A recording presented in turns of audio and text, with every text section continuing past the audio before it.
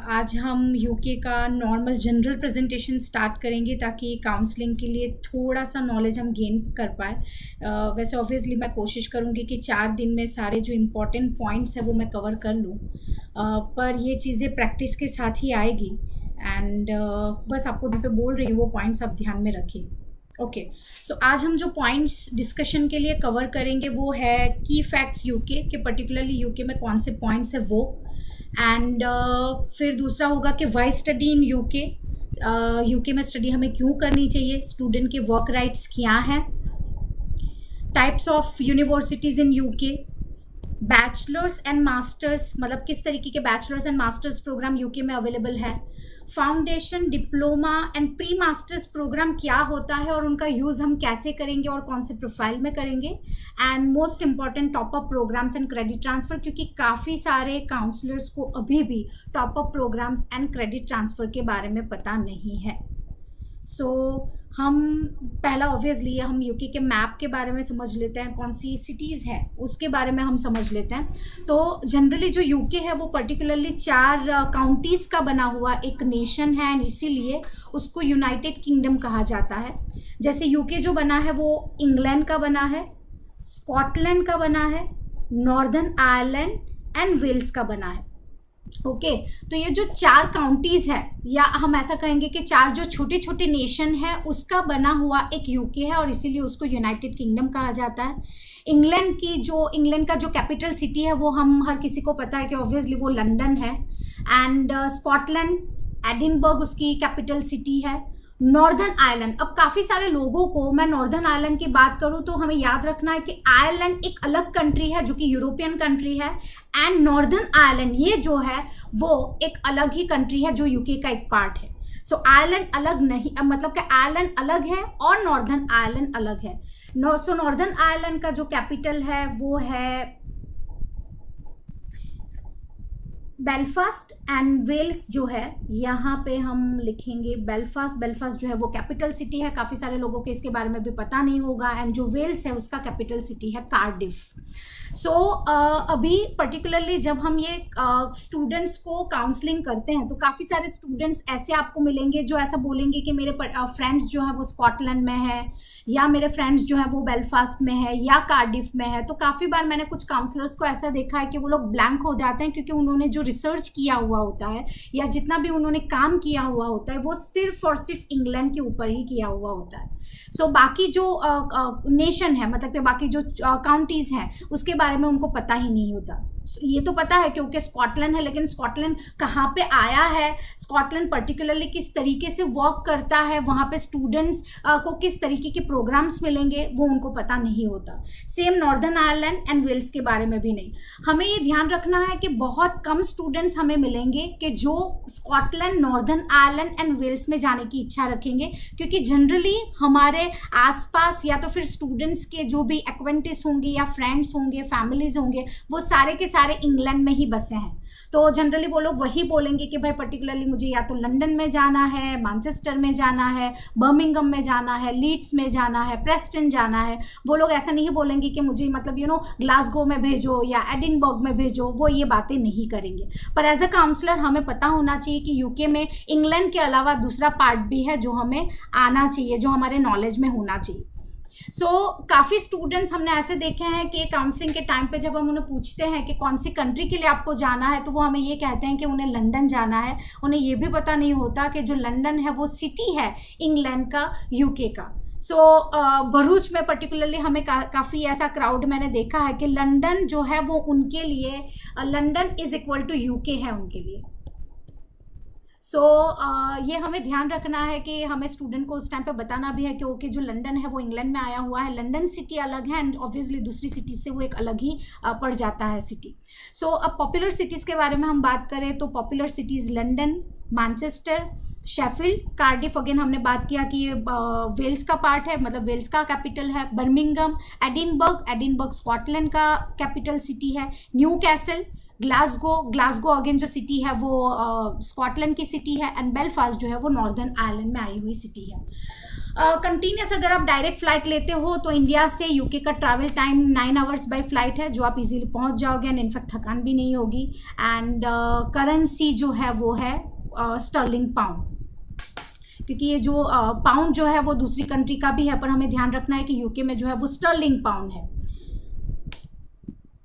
Now why study in UK, तो UK के बारे में अगर हम बात करें तो obviously world class education and academic facilities वहाँ पे मिलती है।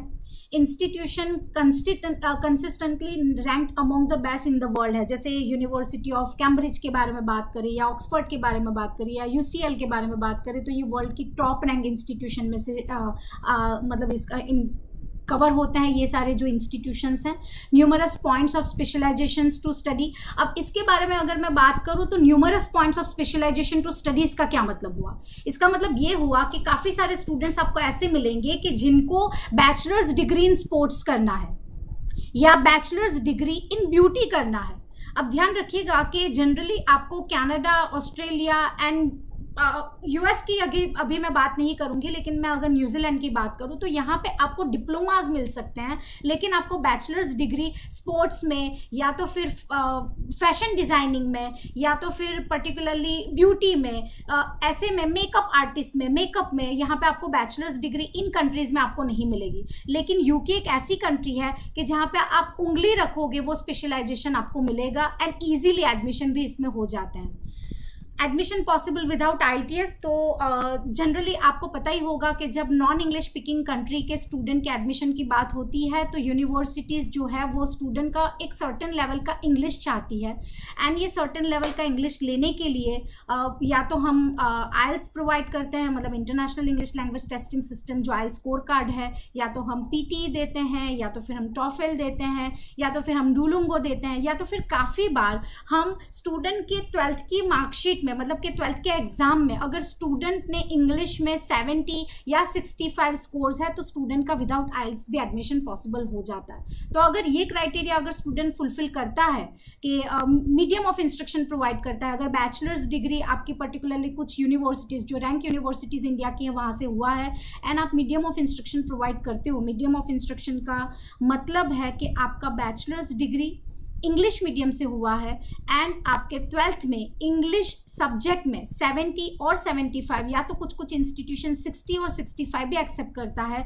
तो विदाउट इंग्लिश टेस्ट आपका एडमिशन पॉसिबल है। तो कुछ स्टूडेंट्स हमें ऐसे मिलेंगे जिनको इंग्लिश का टेस्ट नहीं देना है या तो फिर इंग्लिश का टेस्ट उनके लिए बहुत बड़ी बात हो जाती है, तो ऐसे लोग जो हैं वो यूके के लिए जा सकते हैं। नेक्स्ट पॉइंट है affordable and value for money as course duration are short. Generally masters में इंडिया की बात करूं या ऑस्ट्रेलिया एंड यूएस की बात करूं या न्यूजीलैंड की बात करूं तो यहाँ पे मास्टर्स आपको 2 साल के मिलते हैं, लेकिन यूके में आपको 1 साल का ही मास्टर मिलता है।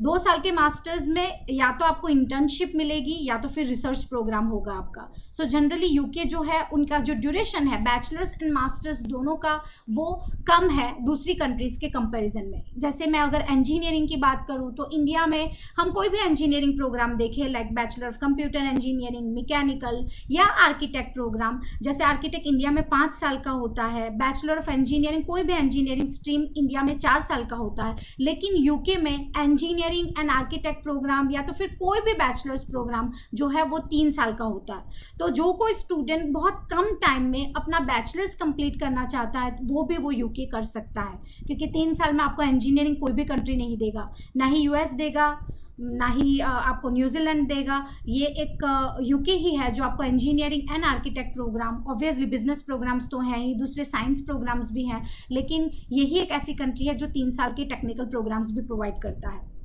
मास्टर्स ऑब्वियसली मैंने एलोबरेट कर दिया कि मास्टर्स का जो लेंथ है वो भी 1 ही साल का है। नेक्स्ट पॉइंट के बारे में अगर हम बात करें तो स्कॉलरशिप एंड बर्सरीज अवेलेबल। जनरली कुछ स्टूडेंट्स को स्कॉलरशिप हमने देखा है कि 50% तक की भी स्कॉलरशिप उनको मिलती है। सो अगर सपोज मिनिमम ट्यूशन फीस का रेंज यूके में है 12,000 पाउंड, या तो कुछ जैसे कार्डिफ यूनिवर्सिटी है, कार्डिफ मेट्रोपॉलिटन यूनिवर्सिटी, तो इस यूनिवर्सिटी की ट्यूशन फीस है 10,000 पाउंड, तो 10,000 का भी 50% स्कॉलरशिप मतलब कि 5,000 तक भी पहुंचा जा सकता है, प्रोवाइडेड कि स्टूडेंट स्कॉलरशिप स्कॉलरशिप एंड बर्सरीज के क्राइटेरियाज को मीट करता हो। सो हर एक इंस्टीट्यूशन में स्कॉलरशिप के काफ़ी इंडिविजुअल स्कॉलरशिप के टाइप्स होते हैं। वो स्कॉलरशिप के टाइप्स को हमें देखना है कि स्टूडेंट किस में क्वालिफाई होता है, और उस हिसाब से हम स्टूडेंट को स्कॉलरशिप के बारे में भी इंफॉर्मेशन दे सकते हैं। जनरली 95% केसेस में यूनिवर्सिटी जब ऑफर लेटर इशू करती है तो उस ऑफर लेटर में ही स्कॉलरशिप कितना मिलेगा उसके बारे में स्टूडेंट को इन्फॉर्मेशन दे दी जाती है। पर काफ़ी बार ऐसा होता है कि यूनिवर्सिटी के एंड से मिस रह जाता है, या तो फिर स्टूडेंट और कोई अच्छे स्कॉलरशिप के लिए एलिजिबल होता है, तो उसके लिए हमें यूनिवर्सिटीज़ की पर्टिकुलर वेबसाइट पे जाना है, स्कॉलरशिप की इन्फॉर्मेशन देखनी है, एंड हम स्टूडेंट को इसके बारे में अवेयर कर सकते हैं कि हम पर्टिकुलरली इस टाइप की स्कॉलरशिप के लिए एडिशनली अप्लाई कर पाएंगे जो उसको मिली है उस स्कॉलरशिप के अलावा। अगेन मास्टर्स जो 1 ईयर का है, इसके अलावा जो 2 साल का मास्टर्स जिसको कहा जाता है वो ये है कि masters courses with paid placements और इंटर्नशिप। अब जब भी यूके में ऐसा होता है कि प्लेसमेंट ईयर वाला मास्टर्स का मतलब होता है कि स्टूडेंट को 1 ईयर की पढ़ाई करनी है एंड सेकेंड ईयर में उसको इंटर्नशिप मिलेगी जो कि पेड होगी। लेकिन आपको ये इंटरनल इन्फॉर्मेशन है जो मैं आपको शेयर कर रही हूँ कि जनरली यूनिवर्सिटीज प्लेसमेंट वाले प्रोग्राम में कभी भी प्लेसमेंट की गारंटी नहीं देता है, तो स्टूडेंट को ये प्लेसमेंट जो है वो खुद ही ढूंढना है। हाँ, इंटरव्यूज़ के लिए इंटरव्यूअर्स जो हैं, एम्प्लॉयर्स जो हैं वो यूनिवर्सिटीज़ में आएंगे, स्टूडेंट का इंटरव्यू भी कंडक्ट करेंगे, लेकिन जो इंटरव्यू है वो पास करने की जिम्मेदारी प्लेसमेंट के लिए या इंटर्नशिप के लिए वो स्टूडेंट की है। यूनिवर्सिटी कभी भी कोई भी एम्प्लॉयर को कन्विंस नहीं करेगी कि स्टूडेंट का क्योंकि ये प्लेसमेंट प्रोग्राम है तो प्लीज़ आप हमारे स्टूडेंट को ले लो। तो जब स्टूडेंट आपको प्लेसमेंट प्रोग्राम के बारे में आप बताता है या कहता है या जिद करता है, तो ये जो इन्फॉर्मेशन है प्लेसमेंट के कन्फर्मेशन के बारे में वो आपको उनको बता देना है। क्योंकि काफ़ी बार वी हैव सीन स्टूडेंट्स के स्टूडेंट को हमने प्लेसमेंट प्रोग्राम के साथ भेजा, सो 1 ईयर का मास्टर्स तो उन्होंने ख़त्म कर लिया, लेकिन जो सेकेंड ईयर का जो प्लेसमेंट है वो स्टूडेंट ढूंढ नहीं पाया, एंड इवेंचुअली स्टूडेंट को 1 ईयर के मास्टर्स के बाद ही पोस्ट स्टडी वर्क वीज़ा के लिए अप्लाई करना पड़ा। So again placement and internship कभी भी गारंटेड नहीं होती कि स्टूडेंट को मिलेगी ही। हाँ, अगर स्टूडेंट स्मार्ट है, शार्प है, तो स्टूडेंट ये इंटर्नशिप ले सकता है। नाउ हर एक स्टूडेंट जो पर्टिकुलरली इतना लाखों में पैसा इन्वेस्ट करता है फॉरेन एजुकेशन के पीछे, तो स्टूडेंट को उनके वर्क राइट्स के बारे में भी पता होना चाहिए कि ड्यूरिंग स्टडीज़ उनके वर्क राइट्स क्या हैं एंड आफ्टर स्टडीज़ उनके वर्क राइट्स क्या हैं। सो यूके ने जनरली काफ़ी सारे हम मतलब नेबर्स हमारे हैं या तो फिर काफ़ी सारे फैमिली फ्रेंड्स हैं, हमने देखा होगा कि जनरली जब भी यूके की बात आती है तो लोग ऐसा कहते हैं कि यूके नहीं जाना क्योंकि यूके में जनरली सेटलमेंट अपॉर्चुनिटीज़ नहीं है। आपने काफ़ी बार ये देखा होगा कि सेटलमेंट अपॉर्चुनिटीज़ नहीं है, इसीलिए लोग यूके को अवॉइड करते हैं। सो इसके बारे में मैं थोड़ा सा ब्रीफ दे देती हूँ कि जनरली जो लोग 2012 से पहले यूके में गए वो सारे स्टूडेंट्स को यूके में क्वालिफिकेशन ख़त्म करने के बाद पोस्ट स्टडी वर्क वीज़ा मिलता था। पोस्ट स्टडी वर्क वीज़ा अभी भी है, लेकिन हम 2012 से पहले सिचुएशन क्या थी एंड 2012 के बाद क्या सिचुएशन है हम उसके बारे में समझ लेते हैं। सो जब 2012 से पहले जितने भी स्टूडेंट्स गए तो सारे स्टूडेंट्स को क्वालिफिकेशन ख़त्म करने के बाद, मतलब कि बैचलर्स डिग्री या तो मास्टर्स डिग्री, ये ख़त्म करने के बाद स्टूडेंट के पास 2 इयर्स का पोस्ट स्टडी वर्क वीज़ा था। 2012 से पहले की मैं बात कर रही हूँ। फिर जब कंट्री ने ये महसूस किया कि काफ़ी सारे स्टूडेंट जो हैं वो इलीगली आ चुके हैं या तो फिर हमें पर्टिकुलरली माइग्रेशन प्रोग्राम को मेंटेन करने के लिए पोस्ट स्टडी वर्क वीज़ा बंद करना चाहिए, तो 2012 से लेकर 2019 तक यूके की गवर्नमेंट ने अपना पोस्ट स्टडी वर्क वीज़ा बंद कर दिया। इसका मतलब ये कि जो भी स्टूडेंट बैचलर्स या तो मास्टर्स कंप्लीट करता है तो स्टूडेंट को सिर्फ और सिर्फ 4 महीने की ही वर्क परमिट मिलेगी। मतलब कि ये जो 4 मंथ्स की पोस्ट स्टडी वर्क वीज़ा है उसमें स्टूडेंट को जॉब ढूंढना है, जॉब वो लोग ढूंढेंगे एंड उसके बाद ही वो लोग पोस्ट स्टडी जॉब ढूंढेंगे, उनको पर्टिकुलरली स्पॉन्सर मिलेगा एंड स्पॉन्सर मतलब कि एम्प्लॉयर उनको मिलेगा। उसके बाद ही वो लोग जो अपना वीज़ा है वो स्किल वर्कर वीज़ा में अप्लाई कर पाएंगे। पर जैसे ही ब्रेक्सिट हुआ 2019 में, सो दिसंबर 2019 में उन्होंने अनाउंस किया कि भाई ब्रेक्सिट हो जाने के बाद जो लेबर फोर्स है, जो मैन फोर्स है, जो पर्टिकुलरली यूरोपियन कंट्रीज़ के नेशनल्स जो मैन फोर्स की रिक्वायरमेंट फुलफिल कर रहे हैं वो फुलफिल नहीं कर पाएंगे ब्रेक्सिट हो जाने के बाद। इसका मतलब ये हुआ कि जितने भी यूरोपियन कंट्रीज़ के नेशनल्स हैं उनको यूके में एंटर होने के लिए वीज़ा लेने की ज़रूरत होगी। सो एंड काफ़ी सारे, ज़रूरी नहीं है कि यूरोपियन नेशनल्स को वीज़ा मिलेगा ही, क्योंकि काफ़ी बार हम लोग आए दिन भी देखते हैं कि यूरोपियन नेशनल्स को वीज़ा, इनफैक्ट विजिटर वीज़ा भी यूके आसानी से देता नहीं है। तो जो मैनफोर्स की रिक्वायरमेंट थी वो कहाँ से पूरी होगी, ये जब यूके गवर्नमेंट ने सोचा तो इसीलिए उन्होंने पोस्ट स्टडी वर्क परमिट वापस अनाउंस किया दिसंबर 2019 में। एंड ये अनाउंस किया कि जनवरी 2020 से जितने भी स्टूडेंट्स बैचलर्स डिग्री या मास्टर्स डिग्री करने के लिए जाएंगे वो लोग 2 years post study work visa के लिए एलिजिबल होंगे। सो अगेन जो चीज़ उन्होंने 2012 में बंद की वो उन्होंने वापस दिसंबर 2019 में अनाउंस करके जनवरी 20 से उन्होंने अप्लाई कर दी। मतलब कि जनवरी 20 के स्टूडेंट्स अगर जनवरी 20 में वो जाता है तो जनवरी 2021 से वो एलिजिबल हो जाता है पोस्ट स्टडी वर्क वीज़ा लेने के लिए। सो अगेन हम यहाँ पे वर्क राइट्स के बारे में अगर हम बात करें तो कौन से स्टूडेंट्स हैं जो पोस्ट स्टडी वर्क वीज़ा के लिए एलिजिबल होंगे, या तो फिर जो पार्ट टाइम वर्क राइट्स हैं वो उन्हीं स्टूडेंट्स एलिजिबल होंगे जो यूनिवर्सिटीज़ में टियर 4 लाइसेंस के साथ जाते होंगे। नाउ टियर 4 लाइसेंस का क्या मतलब है? टियर 4 लाइसेंस का मतलब ये है कि पर्टिकुलरली जनरल कि ऐसी ही इंस्टीट्यूशन, वो चाहे यूनिवर्सिटीज़ हो या वो चाहे कॉलेज हो, जिनके पास यूके की गवर्नमेंट ने लाइसेंस दिया है स्टूडेंट्स को रिक्रूट करने के लिए, उसी यूनिवर्सिटी और कॉलेज में पढ़ने वाला student part time work right कर पाएगा, या तो फिर वो 2 इयर्स की पोस्ट स्टडी वर्क वीज़ा के लिए एलिजिबल होगा। सो जब स्टूडेंट बैचलर्स या मास्टर्स करता है तो ड्यूरिंग हिज और हर स्टडी उसके पास 20 hours per week during study work rights हैं, यूजी हो या पीजी हो, मतलब कि या तो पोस्ट ग्रेजुएट हो या तो फिर यूजी हो, मतलब कि बैचलर्स डिग्री हो, उस टाइम पे उसको during studies 20 hours per week वो काम कर सकता है। And below UG degree level या तो फिर डिप्लोमा। इसका मतलब ये है कि जब कोई स्टूडेंट डिप्लोमा के लिए जाता है, मतलब कि लेवल 5 के लिए जाता है, डिप्लोमा लेवल का मतलब हुआ कि लेवल 5 या तो फिर लेवल 4 एंड 5 के लिए जब जाता है तो ऐसे स्टूडेंट्स को ड्यूरिंग स्टडीज़ सिर्फ और सिर्फ वर्क राइट्स जो है वो 10 आवर्स पर वीक है। सो काफ़ी बार काउंसलिंग के टाइम पे ये हम आगे के स्लाइड में कवर करेंगे कि ये यूजी डिप्लोमा क्या है, डिप्लोमा का स्टैंड अलोन कैस के साथ क्या लेना देना है, पाक जो 10 hours per week during studies जो वर्क राइट्स है, पार्ट टाइम वर्क राइट्स है, उसके ऊपर इसका क्या असर होगा वो हम नेक्स्ट स्लाइड में डिटेल में कवर करेंगे। नाउ स्टूडेंट की डिपेंडेंस की अगर हम बात करें तो जनवरी 2024 से यूके की गवर्नमेंट ने जितने भी स्टूडेंट्स हैं मास्टर्स डिग्री, पहले बात तो ऐसा था कि जनवरी 2024 से पहले जितने भी डिपेंडेंट्स हैं वो डिपेंडेंट्स मतलब कि स्टूडेंट की डिपेंडेंस जो मास्टर्स डिग्री होल्डर होगा वो अपने स्पाउसेस को एंड अपने डिपेंडेंट्स को मतलब बच्चों को वो लेकर के जा सकता है। लेकिन जनवरी 24 से ये फैसिलिटीज़ यूके की गवर्नमेंट ने बंद कर दी है। अभी वही स्टूडेंट लेकर के जा पाएगा अपने डिपेंडेंट्स को जो मास्टर्स रिसर्च करने के लिए जा रहा हो या तो फिर पीएचडी करने के लिए जा रहा हो। तो ये आपको ध्यान रखना है, सिर्फ और सिर्फ पीएचडी प्रोग्राम नहीं, लेकिन मास्टर्स अगर रिसर्च लेवल का मास्टर्स होगा तो वो स्टूडेंट भी अपने डिपेंडेंट्स को मतलब कि अपना स्पाउस एंड अपने चाइल्ड और चिल्ड्रन को साथ में अकम्पनी कर सकता है।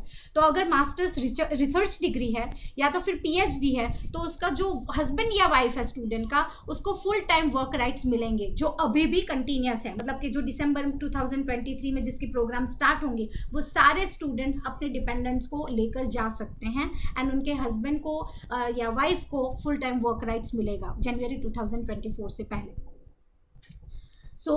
काफ़ी बार आप यूनिवर्सिटीज़ के ऑफिशियल वेबसाइट पे या तो फिर कैस लेटर में, कैस क्या है वो भी हम आगे जैसे जैसे कंटिन्यू करेंगे आपको समझ में आएगा कि कैस लेटर किसे कहते हैं। वहाँ पे आप पर्टिकुलरली देखोगे कि NQF लेवल 7 ये जो नेशनल क्वालिफिकेशन फ्रेमवर्क लेवल 7 है इसका मतलब ये होता है कि मास्टर्स डिग्री या तो फिर बैचलर्स के बाद वाला डिग्री, अगर कोई पीजी डिप्लोमा होगा वो भी लेवल 7 में इंक्लूड होगा। सो ज़रूरी नहीं है कि मास्टर्स प्रोग्राम ही लेवल 7 है। पीजी डिप्लोमा आपको ध्यान रखना है कि पीजी डिप्लोमा जो होगा तो बैचलर्स डिग्री जो है ये जो बैचलर्स है वो लेवल 6 में आता है, मास्टर्स जो है वो 7 में आता है। सेम जो पीजी डिप्लोमा है या ग्रेजुएट सर्टिफिकेट है वो भी लेवल 7 में आता है। तो काफ़ी बार यूके की यूनिवर्सिटीज़ ऐसा भी करती है कि अगर स्टूडेंट्स ने कोई सब्जेक्ट्स फेल वो कर चुका है और जैसे आप मानिए कि उनको एक साल में लगभग मिनिमम उनको 12 सब्जेक्ट पास करने होते हैं। ये 12 सब्जेक्ट में से अगर वो सिर्फ और सिर्फ 6 सब्जेक्ट ही पास कर पाया और 6 सब्जेक्ट अगर में वो फेल हुआ तो स्टूडेंट को वो लोग इंस्टेड ऑफ मास्टर्स डिग्री वो लोग पीजी डिप्लोमा प्रोवाइड करेंगे। सो अगर पीजी डिप्लोमा अगर मिलता है तो student post study work visa के लिए एलिजिबल हो जाता है। एंड अगर वो पर्टिकुलरली जो स्पाउस के वर्क राइट्स है उस टाइम पे अगर होगा तो उसी टाइम पे वो अपने डिपेंडेंट्स को भी बुला सकता है, सिवाय कि उसका जो प्रोग्राम है वो फिनिश ना हुआ हो। So graduate certificate, PG diploma and masters programme NQF national qualification framework 7 में आएगा, जो पीजी लेवल के हैं, मतलब कि बैचलर्स के बाद के हैं। यहाँ पे लिखा ही हुआ है यहाँ पे मैंने कि masters, PG diploma and PG certificate सारे के सारे लेवल 7 में होंगे ही होंगे। नाउ जनवरी, अगेन यहाँ पे मैंने एक लाइन और डाल दी है कि January 2024 onwards the spouse will not be able to apply for dependent visa for the taught masters program, मतलब कि रिसर्च मास्टर्स प्रोग्राम भी होना चाहिए। सो अब हम आगे कंटिन्यू करेंगे नेक्स्ट।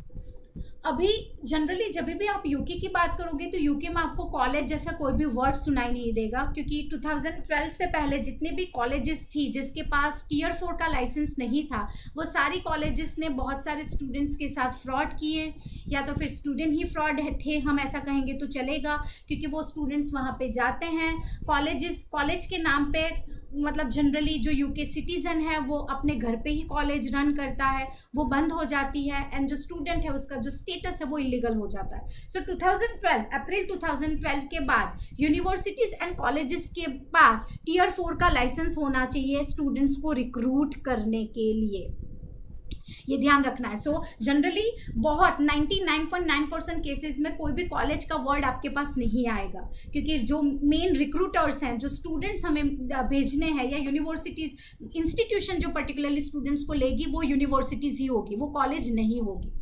सो यहाँ पे हम यूनिवर्सिटीज़ के बारे में भी समझ लेते हैं कि यूके में किस टाइप की इंस्टीट्यूशंस हैं एंड वो किस तरीके से इंडिविजुअल स्टूडेंट्स को कैसे वो लोग लेते हैं और उसके एडमिशन क्राइटेरियाज क्या है। तो यहाँ पे 2 टाइप की इंस्टीट्यूशन है, जिसमें एक ट्रेडिशनल यूनिवर्सिटीज़ है और दूसरा है मॉडर्न यूनिवर्सिटीज़। तो यूके में 2 टाइप के इंस्टीट्यूशन हमें मिलेंगे। There are 130 universities in UK which can broadly be classified into 2 categories, traditional universities and modern universities. So traditional universities का मतलब ये है कि 1994 में यूके में, पर्टिकुलरली 1994 की भी मैं बात नहीं करूँगी, इनफैक्ट काफ़ी सारे इंस्टीट्यूशंस यूके में ऐसे हैं जो पर्टिकुलरली 1200 मतलब 12th सेंचुरी से हैं, जैसे यूनिवर्सिटी ऑफ ऑक्सफोर्ड है, या फिर यूनिवर्सिटी ऑफ कैम्ब्रिज है, या यूनिवर्सिटी सेंट एंड्रयूज़ है। तो ये सारी यूनिवर्सिटीज़ जो है वो 500 से 800 साल पुराने हैं, एंड इसीलिए ये यूनिवर्सिटीज़ को ट्रेडिशनल यूनिवर्सिटीज़ कहा जाता है, मतलब कि बहुत पुरानी 500 से 800 साल पुरानी यूनिवर्सिटीज़। जैसे मैं पर्टिकुलरली आपको एक विकिपीडिया का पेज में बताऊंगी, so you will get to know कि जो यूनिवर्सिटीज़ जो है उनका एस्टैब्लिशमेंट ईयर है वो क्या है। सो आपको ये स्क्रीन दिखाई दे रही होगी, एंड आप देख सकते हो कि जो यूनिवर्सिटी ऑफ ऑक्सफोर्ड है, उसका जो एस्टैब्लिशमेंट फाउंडेशन ईयर है वो है 1200 to 1214। Same university of Cambridge again 1209 to 1226। Saint Andrews, Glasgow, Aberdeen, university of Edinburgh. तो काफ़ी सारे जो इंस्टीट्यूशन है, जैसे मैंने आपको बताया कि 500 to 800 ईयर्स ओल्ड यूनिवर्सिटीज़ है। अगेन अब नाउ ट्रेडिशनल यूनिवर्सिटीज़ क्या होगी वो मैं आपको बता देती हूँ। तो again old and ancient universities also known as red brick universities. तो इसको रेड ब्रिक यूनिवर्सिटीज़ क्यों कहा जाता है? आई थिंक मे बी के कुछ लोगों को इसके बारे में पता होगा हमारे टीम मेंबर्स में से, एंड कुछ लोगों को शायद पता ना हो। तो ट्रेडिशनल यूनिवर्सिटीज़ को रेड ब्रिक यूनिवर्सिटीज़ इसलिए कहा जाता है क्योंकि अगर आपने यूके की बिल्डिंग्स या यूके की पर्टिकुलरली कुछ मूवीज़ अगर आपने देखा हो, या कुछ वीडियोज़ अगर आपने केयरफुली देखे हो, तो आपको जो उनके घर दिखाई देते होंगे वो रेड ब्रिक्स के बने हुए दिखाई देते होंगे बाहर के, अगर आपने कुछ गौर से या फिर कहीं पे भी केयरफुली देखा हो तो। सो ये जो ओल्ड यूनिवर्सिटीज़ है तो इसीलिए ये लोग रेड ब्रिक यूनिवर्सिटीज़ भी उसे कहते हैं। या तो काफ़ी बार ये जो मतलब पर्टिकुलरली हम आगे रशल ग्रुप के बारे में जब हम एलोब्रेट करेंगे तो उस टाइम पे मैं आपको बताऊंगी कि उसको यूके की आईवी लीग यूनिवर्सिटी भी कहा जाता है। सो ट्रेडिशनल यूनिवर्सिटीज़ के पॉइंट्स हैं कि old and ancient universities also known as red brick universities, prestigious and high rank, research focus. Again इसके बारे में अगर हम बात करें, मैं आपको एक पॉइंट बता देती हूँ। मैं जस्ट 1-2 पॉइंट सेलिब्रेट करने के बाद अगेन मैं इसी पेज के ऊपर आऊँगी। यहाँ पे अगेन कि जो ट्रेडिशनल यूनिवर्सिटीज़ हैं वो रिसर्च फोकस है, offering a wide variety of subjects and specialisations. जैसे एग्जाम्पल के बारे में अगर हम बात करें तो अगेन दरहम यूनिवर्सिटी है, या यूनिवर्सिटी ऑफ शेफील्ड है, यूनिवर्सिटी ऑफ ब्रिस्टल है, यूनिवर्सिटी ऑफ ग्लासगो है, यूनिवर्सिटी ऑफ बर्मिंघम है, या यूनिवर्सिटी ऑफ लेस्टर है। अगेन यूनिवर्सिटी ऑफ लेस्टर जो है वो ट्रेडिशनल यूनिवर्सिटी है, लेकिन वो रशल ग्रुप यूनिवर्सिटी नहीं है। तो रशल ग्रुप यूनिवर्सिटी क्या है उसके बारे में हम नेक्स्ट के स्लाइड में हम डिस्कस करेंगे। तो ट्रेडिशनल यूनिवर्सिटी की जहाँ भी बात आती है तो वहाँ पे अगेन एक रशल group university and non Russell group university वैसा होगा। मॉडर्न यूनिवर्सिटीज़ के बारे में अगर हम बात करें तो ऐसी कॉलेजेस जिनको आगे जाते यूनिवर्सिटी का स्टेटस मिला हो, तो ऐसे इंस्टीट्यूशन को मॉडर्न यूनिवर्सिटी कहा जाएगा। या तो फिर 1992 के बाद जिनका भी एस्टैब्लिशमेंट हुआ हो उनको मॉडर्न यूनिवर्सिटी कहा जाएगा। सो पॉलीटेक्निक्स और other educational institution which were given university status post 1992 वो मॉडर्न यूनिवर्सिटी में कंसिडर होगा। ये यूनिवर्सिटी जो है, जो पर्टिकुलरली मॉडर्न यूनिवर्सिटी है, वो फोकस करती है applied learning rather than research with excellent industry type. तो ट्रेडिशनल यूनिवर्सिटी में रिसर्च पे फोकस किया जाता है, जबकि यहाँ पे रिसर्च पे फोकस नहीं किया जाता। तो इसके क्या एग्जांपल है, तो जैसे ARU है, Anglia Ruskin University, Bournemouth University, Coventry University के बारे में हमने काफ़ी बार सुना होगा, या University of East London, Northumbria University, Middlesex University. वैसे तो काफ़ी सारी यूनिवर्सिटीज़ हैं जो मॉडर्न यूनिवर्सिटी में कंसिडर होती है या कवर की जाती है। सो नाउ अगेन मैं रशल ग्रुप का जैसे हम पॉइंट्स कवर करेंगे, तो जो वेब पेज मैंने निकाला था रशल ग्रुप के बारे में वो हम डिस्कस करेंगे। नाउ ट्रेडिशनल यूनिवर्सिटीज़ में एक रशल ग्रुप यूनिवर्सिटी, जैसे जब भी हम US की बात करते हैं तो हमने सुना है कि आईवी लीग यूनिवर्सिटीज़ हैं, या ऑस्ट्रेलिया की बात करते हैं तो ग्रुप ऑफ 8 यूनिवर्सिटीज़ हैं, या फिर हम इंडिया की बात करें तो IITs एंड IIM है। वैसे ही UK में रशल ग्रुप यूनिवर्सिटी है। तो ये रशल ग्रुप जो है वो 24 यूनिवर्सिटीज़ हैं। आपको स्क्रीन पे दिखाई दे रहा होगा कि university of Cambridge, Oxford, UCL, imperial college London, university of Edinburgh, university of Manchester, Kings college London, London School of economics. इसके बारे में आपने काफ़ी सुना होगा, लंदन स्कूल ऑफ इकोनॉमिक्स के बारे में, London School of Economics and Political Science, University of Bristol, university of Warwick, Southampton, Glasgow, Leeds, Birmingham. अब आपको ध्यान ये देना है कि जितनी भी ये यूनिवर्सिटीज़ हैं वो पर्टिकुलरली वो यूनिवर्सिटी के नाम उनकी सिटीज़ के ऊपर से बनाए गए हैं। जैसे देखिए ये कैम्ब्रिज है, या फिर ये ऑक्सफोर्ड है, या तो फिर ये इंपीरियल कॉलेज लंदन है, या तो फिर ये एडिनबर्ग है, या मैनचेस्टर है। तो UK में यूनिवर्सिटी के नाम उनके सिटी के ऊपर से रखे गए हैं, जो खास करके ये रशल ग्रुप यूनिवर्सिटी है, और उसको याद रखने में हमें काफ़ी आसानी रहती है। मतलब अगर कोई ऐसा कहेगा कि यूनिवर्सिटी ऑफ ब्रिस्टल कहाँ पे आई है, तो हम ये कह सकते हैं कि यूनिवर्सिटी ऑफ ब्रिस्टल जो है ब्रिस्टल सिटी में आई है, वॉर्विक में आया है, सेम साउथहैम्पटन में है, सो ग्लासगो है, लीड्स है, बर्मिंघम है, दरहम है। तो मेजॉरिटी यूनिवर्सिटी के नाम उनकी सिटी, जिस सिटी में वो यूनिवर्सिटी है उसके ऊपर से रखे गए हैं। 99.9% इंस्टीट्यूशन के नाम उन्हीं के सिटी के ऊपर से रखे गए हैं। तो यहाँ पे आपको उनकी वर्ल्ड रैंकिंग भी दिख रही होगी कि यूनिवर्सिटी ऑफ कैम्ब्रिज की जो वर्ल्ड रैंकिंग है वो 2 है, यूनिवर्सिटी ऑफ ऑक्सफोर्ड की अभी वर्ल्ड रैंकिंग 4 है, राइट। सो ऐसे ये 24 यूनिवर्सिटीज़ जो रशल ग्रुप यूनिवर्सिटीज़ है वो रैंक वाइज भी काफ़ी टॉप पे है, वर्ल्ड रैंकिंग यूनिवर्सिटी में काफ़ी ऊपर है, हम ऐसा कह सकते हैं। सो नाउ रशल ग्रुप का क्या मतलब हुआ, जैसे ग्रुप ऑफ 8 है या IITs या IIM है, तो ये रशल ग्रुप का क्या मतलब हुआ। तो इसका मतलब ये है कि 1994 में यूनिवर्सिटीज़ के पर्टिकुलरली कुछ ग्रुप मेंबर्स मिले, ये 24 यूनिवर्सिटीज़ के ग्रुप मेंबर्स मिले, एंड लंदन में उनकी मीटिंग हुई और उन्होंने 24 यूनिवर्सिटीज़ का एक ग्रुप बनाया ताकि यूनिवर्सिटीज़ को इसका बेनिफिट मिले। मतलब ऑब्वियसली यहाँ पे लिखा हुआ है कि the Russell group is a self selected association of 24 high rank public research universities in the UK, many of which are considered to be among the top universities in the country and the world. The group was formed in 1994 with its headquarters in London. So यहाँ पे 1994 में एक meeting हुई 24 universities के members की, and ये meeting रशल hotel में हुई, एंड इसीलिए ये यूनिवर्सिटीज़ का जो ग्रुप बना उसको नाम उन्होंने दे दिया रशल ग्रुप यूनिवर्सिटी। दो ये होटल का नाम अभी चेंज हो चुका है, पर जब मीटिंग हुई थी 1994 में, तब जहाँ पे भी मीटिंग हुई थी 5 स्टार होटल है बाय द वे अभी आज की डेट में अगर मैं बात करूँ तो, एंड जिस प्लेस पे मीटिंग हुई थी उसी प्लेस के हिसाब से उन्होंने ग्रुप का नाम रशल ग्रुप रख दिया है। सो अगेन अब यहाँ पे बात करते हैं कि भाई रशल ग्रुप क्यों उन्होंने बनाया. सो यहाँ पे the group was formed in 1994 with its headquarter in London. It was establish to represent its member universities' interests with the government and parliament. These Russell Group universities are also referred to as the British Ivy League, similar to the Ivy League of universities in the USA, which includes prestigious institutions like Harvard and Yale. जैसे US में ivy league है, वैसे ही ये रशल group universities को हम British ivy league university कह सकते हैं. कुछ पर्टिकुलरली रशल ग्रुप जो केसी के पास है, केसी ओवरसीज के पास है, जैसे university of Bristol, university of Birmingham and university of Glasgow. वैसे बहुत सारे इंस्टीट्यूशन हैं, पर यहाँ पे मैंने सिर्फ ये 3 इंस्टीट्यूशंस के नाम कवर किए हैं. अब हम बात करते हैं जो मैंने पर्टिकुलरली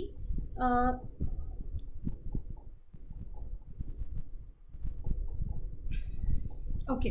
सो रशल ग्रुप के बारे में हम बात करें तो रशल ग्रुप के बारे में हमने इतना तो समझा कि ट्रेडिशनल यूनिवर्सिटीज़ में कवर होगी. पर्टिकुलरली उनका जो फोकस है वो रिसर्च पे है. रशल ग्रुप यूनिवर्सिटी अपने बारे में ऐसा कहती है कि Russell Group universities have huge social, economic and cultural impacts locally across the UK and around the globe.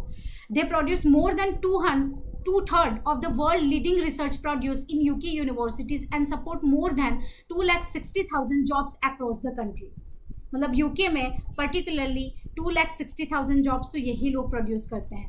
They inject nearly 87 billion into the national economy every year. In 2018-19, 446,450 undergraduate and 155,655 postgraduate जो थे वो रशल group university से पढ़ के निकले थे.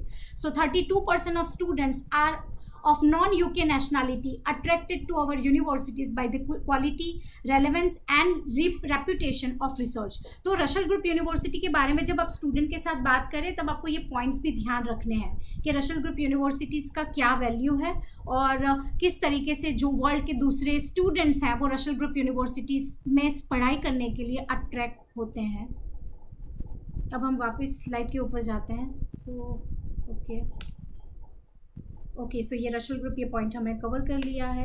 Again so केसी overseas education के पास कुछ पर्टिकुलरली 24 यूनिवर्सिटीज़ में से 14 यूनिवर्सिटीज़ हैं हमारे पास जो रशल ग्रुप में से हैं, like university of Southampton, university of York, Bristol, university of Leeds, Liverpool, Newcastle, Durham, Exeter, Queen's university of Belfast, Glasgow, Queen Mary university of London, university of Birmingham, university of Nottingham and the university of Sheffield.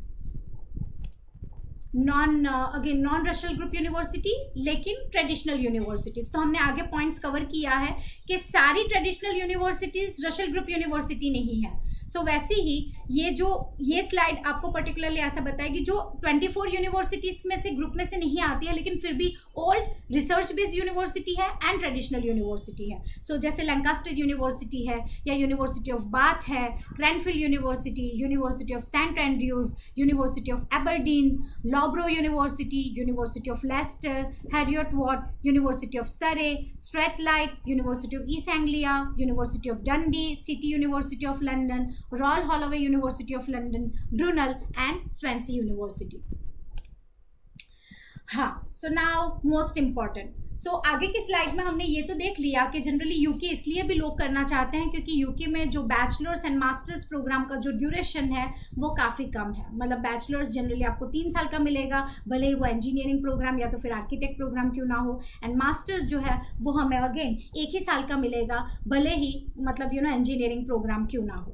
So duration of programme के बारे में हम बात करें तो the biggest advantage of UK education in comparison to other educational destinations worldwide is that UK provides program of shorter duration. So bachelor's जो है वो particularly हमें 3 साल का मिलेगा एंड 4 साल जो है वो स्कॉटलैंड में मिलेगा. तो दो ऐसा नहीं है कि स्कॉटलैंड की सारी यूनिवर्सिटीज़ ही 4 इयर्स का बैचलर्स देती है, पर मेजॉरिटी जो इंस्टीट्यूशन है स्कॉटलैंड की, याद रखिएगा आगे पॉइंट्स हमने कवर किया था, जो स्कॉटलैंड जो है वहाँ पे कुछ जो यूनिवर्सिटीज़ है वो 4 इयर्स का बैचलर्स देती है. तो अगर आप इंग्लैंड में पढ़ाई करते हो या नॉर्दर्न आयरलैंड में पढ़ाई करते हो या वेल्स में जाओगे तो आपको जो बैचलर्स मिलेगा वो 3 साल का मिलेगा. लेकिन अगर आप स्कॉटलैंड में जाओगे तो मेजॉरिटी जो इंस्टीट्यूशन है वो आपको 4 इयर्स का बैचलर्स देगी.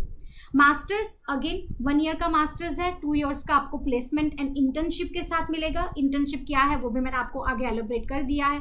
Again bachelors with sandwich year, sandwich year के बारे में, तो सैंडविच ईयर का मतलब होता है कि सैंडविच ईयर मतलब बैचलर्स विद सैंडविच ईयर मतलब कि ये टोटल 4 इयर्स का लेंथ होगा, जिसमें स्टूडेंट को सेकेंड ईयर कंप्लीट करने के बाद मतलब कि थर्ड ईयर में स्टूडेंट कोई भी कंट्री में जा सकता है कंप्लीट करने के लिए। सो हम ऐसा कह सकते हैं कि स्टूडेंट जो है वो पर्टिकुलरली मिडिलसेक्स यूनिवर्सिटी में पढ़ाई कर रहा है, bachelor of aeronautical engineering, and third year वो जर्मनी में करने के लिए जाता है।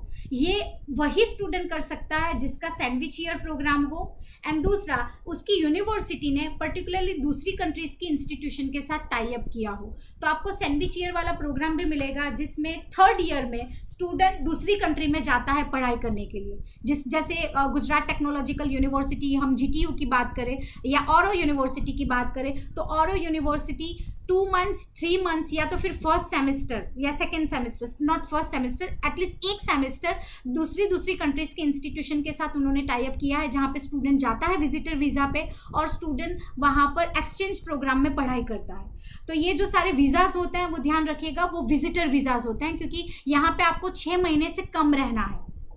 सो इसीलिए एक्सचेंज प्रोग्राम में मतलब कि सैंडविच ईयर के प्रोग्राम में थर्ड ईयर जो होगा वो स्टूडेंट दूसरी कंट्रीज़ में जाकर के कंप्लीट कर सकता है।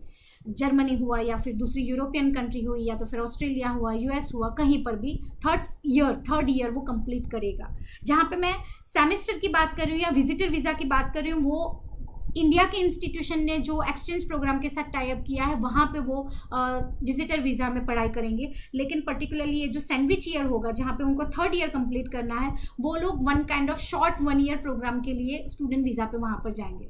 नाउ इंटीग्रेटेड मास्टर्स के बारे में हम बात करेंगे। अगेन ये भी काफ़ी अट्रैक्टिव पॉइंट्स है, जो स्टूडियस मतलब काफ़ी क्वालिटी स्टूडेंट अगर हमें मिलते हैं तो उनको ये प्रोग्राम हम दे सकते हैं कि हमें मास्टर्स मतलब आपने ये सुना होगा कि इंडिया में जो है MSCIT है, जैसे पर्टिकुलरली मैं जानती हूँ कि वीर नर्मद साउथ गुजरात यूनिवर्सिटी में 12th के बाद VNSGU जो है वो MSCIT प्रोवाइड करता है, मतलब कि 3 साल बैचलर्स उनको करना है एंड 1 ईयर उनको मास्टर्स करना है, तो पहले से ही उनको मास्टर्स का एडमिशन मिल जाता है। सेम यूके में भी ऐसा है कि 4 इयर्स मतलब कि बैचलर्स एंड 1 ईयर मास्टर्स का कॉम्बिनेशन उनको ऑफर लेटर मिल जाता है। इट्स कॉल्ड इंटीग्रेटेड मास्टर्स, मतलब वो लोग पहले बैचलर्स करेंगे एंड देन फिर जो 4th ईयर होगा वो लोग मास्टर्स करेंगे, एंड इसीलिए उसको इंटीग्रेटेड मास्टर्स कहा जाता है। तो बैचलर्स एंड मास्टर्स का कॉम्बिनेशन, ऐसा एडमिशन अगर होगा तो उसको इंटीग्रेटेड मास्टर्स कहा जाएगा। स्कॉटलैंड में इस टाइप के जो प्रोग्राम्स हैं वो 5 इयर्स के होते हैं, मतलब कि इंडिया की तरह 3+2।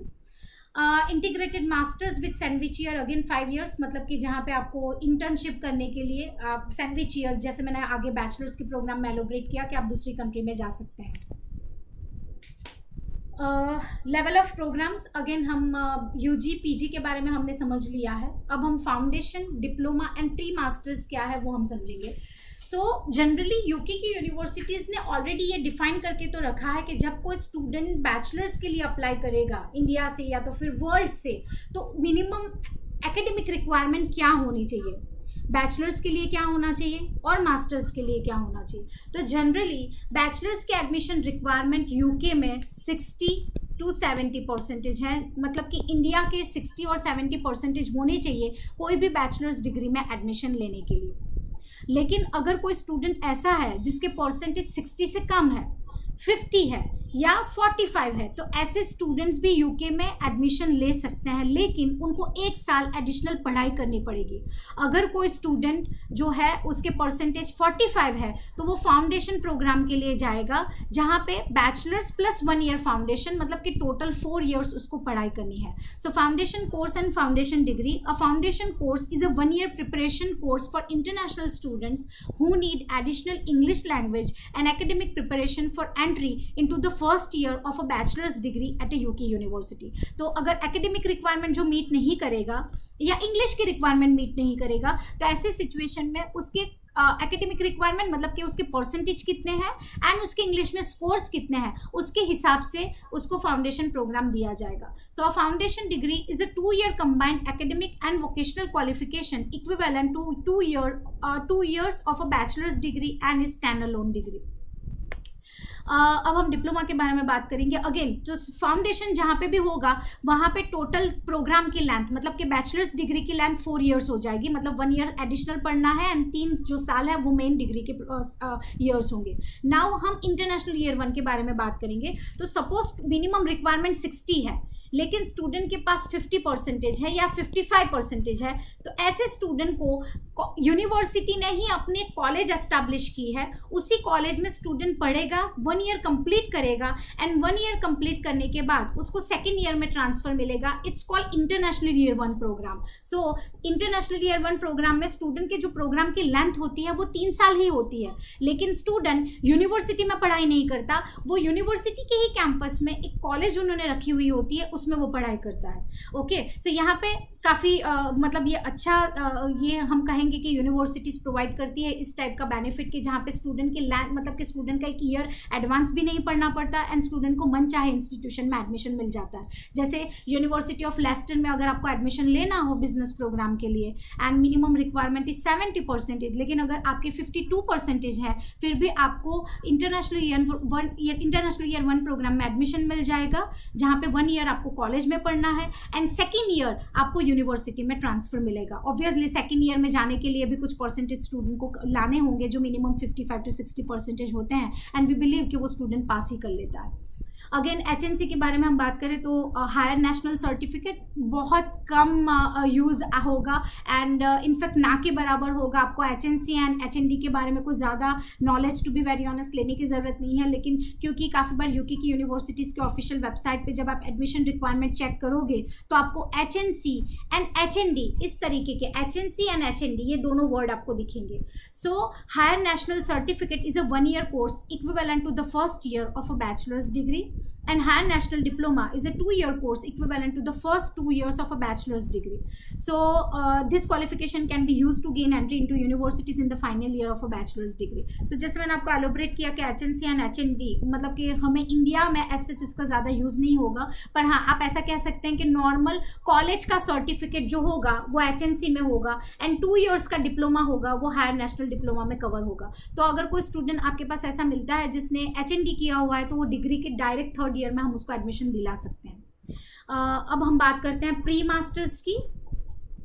सो अगेन आपने ये तो समझ लिया कि बैचलर्स में एडमिशन लेने के लिए जब कोई students academic requirement and English की रिक्वायरमेंट फुलफिल नहीं करता तो उसको फाउंडेशन प्रोग्राम करना पड़ता है। ये फाउंडेशन प्रोग्राम 1 साल का होगा या तो फिर उसको इंटरनेशनल ईयर 1 प्रोग्राम करना पड़ता है कि जहाँ पे स्टूडेंट के कोई एज सच जो ईयर है वो बिगड़ता नहीं है, वो कॉलेज में पढ़ाई करता है एंड देन सेकेंड ईयर में उसको यूनिवर्सिटी में ट्रांसफर मिलता है। सेम प्री मास्टर्स प्रोग्राम ऐसे लोगों के लिए है कि जहाँ पे मास्टर्स के लिए मिनिमम रिक्वायरमेंट जो है वो 55% है।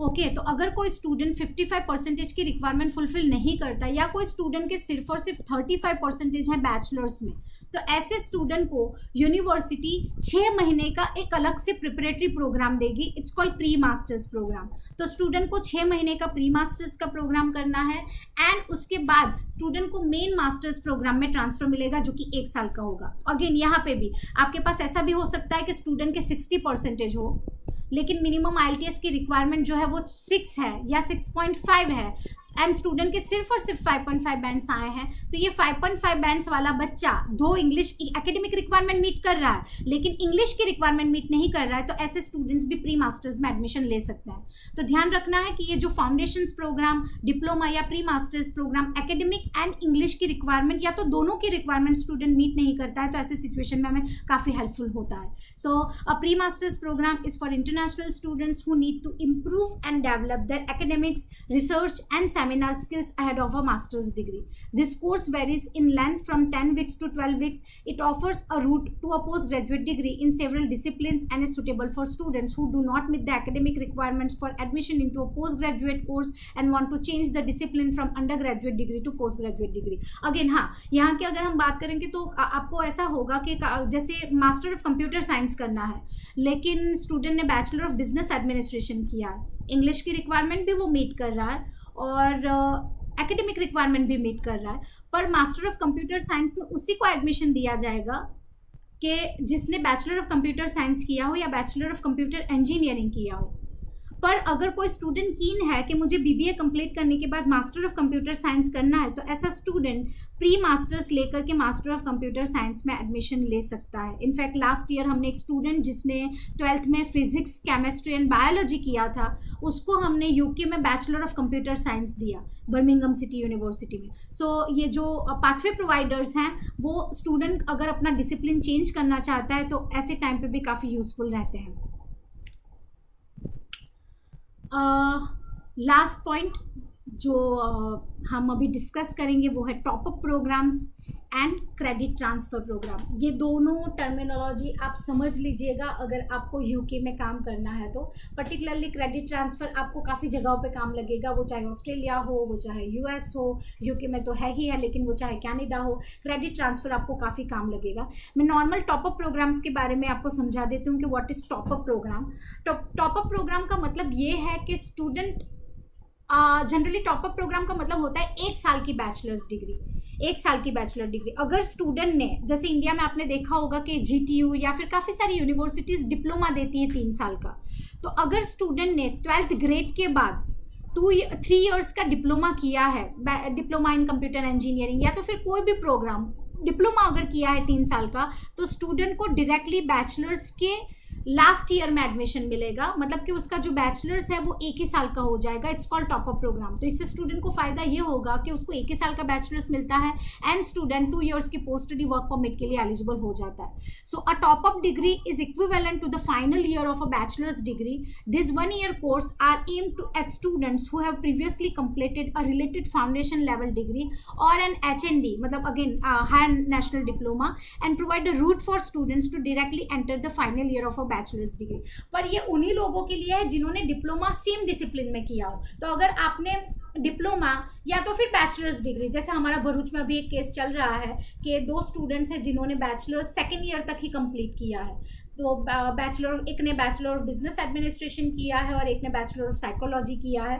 तो अगर आपने रिकॉग्नाइज यूनिवर्सिटी से बैचलर्स के 2 साल कंप्लीट किए हो और तीसरा साल बैचलर्स का अगर आपको यूके करना हो तो ये पॉसिबल है। सो ऐसे स्टूडेंट्स को हम टॉप अप प्रोग्राम दे सकते हैं, जिससे स्टूडेंट का खर्चा भी कम हो जाएगा, student post study work rights के लिए भी एलिजिबल होगा एंड काफ़ी एक अच्छा प्रोग्राम हम स्टूडेंट को दे पाएंगे। लेकिन शर्त ये है कि आपकी जो डिसिप्लिन है, अगर आपने बीबीए किया है तो आपको बिजनेस प्रोग्राम में ही टॉप अप प्रोग्राम मिलेगा, अगर आपने साइकोलॉजी किया है तो ही आपको साइकोलॉजी प्रोग्राम में एडमिशन मिलेगा। लेकिन ऑब्वियसली आपने जिस इंस्टीट्यूशन से क्वालिफिकेशन आगे के 2 साल या तो फिर डिप्लोमा खत्म किया है वो रिकॉग्नाइज यूनिवर्सिटी उस कंट्री में होनी चाहिए।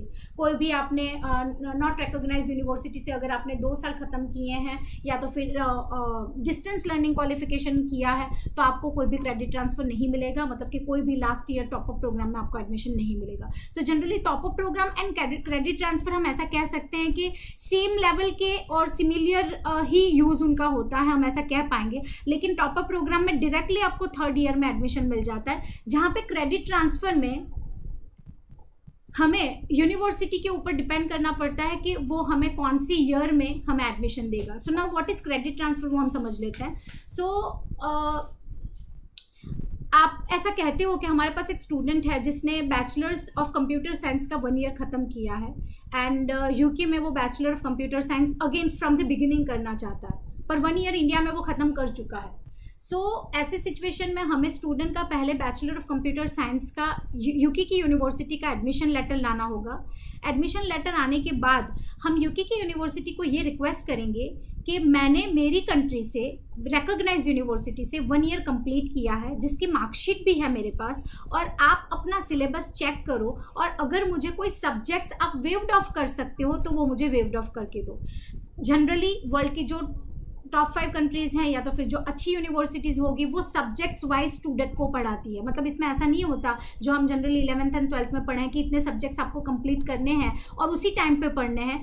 यूके की या फॉरेन की यूनिवर्सिटीज़ में ऐसा नहीं होता। ऐसा हो सकता है कि फर्स्ट सेमेस्टर का जो सब्जेक्ट हो वो आप लास्ट सेमेस्टर में भी कंप्लीट कर सकते हो। सो क्रेडिट ट्रांसफ़र में आप ऐसा क्लेम कर रहे हो कि जो फर्स्ट सेमेस्टर में या तो फिर एंटायर डिग्री में जो सब्जेक्ट यूके की यूनिवर्सिटी पढ़ाने वाली है वो सब्जेक्ट या सब्जेक्ट्स वो पढ़ चुका है इंडिया की यूनिवर्सिटी से एंड पास भी कर चुका है, तो यूके की यूनिवर्सिटी उसको ध्यान से देखेगी, इंडिया की यूनिवर्सिटी का लेवल वो चेक करेगी। अगर उनको लगता है कि येस हमें वेव्ड ऑफ कर लेना चाहिए, तो हो सकता है कि उसकी 3 साल की बैचलर्स डिग्री 2 साल में कन्वर्ट हो जाए। इट्स कॉल्ड क्रेडिट ट्रांसफ़र, मतलब कि वो जो क्रेडिट पढ़ चुका है वो उसको यूके के क्वालिफिकेशन में उसको ट्रांसफ़र मिलेगा।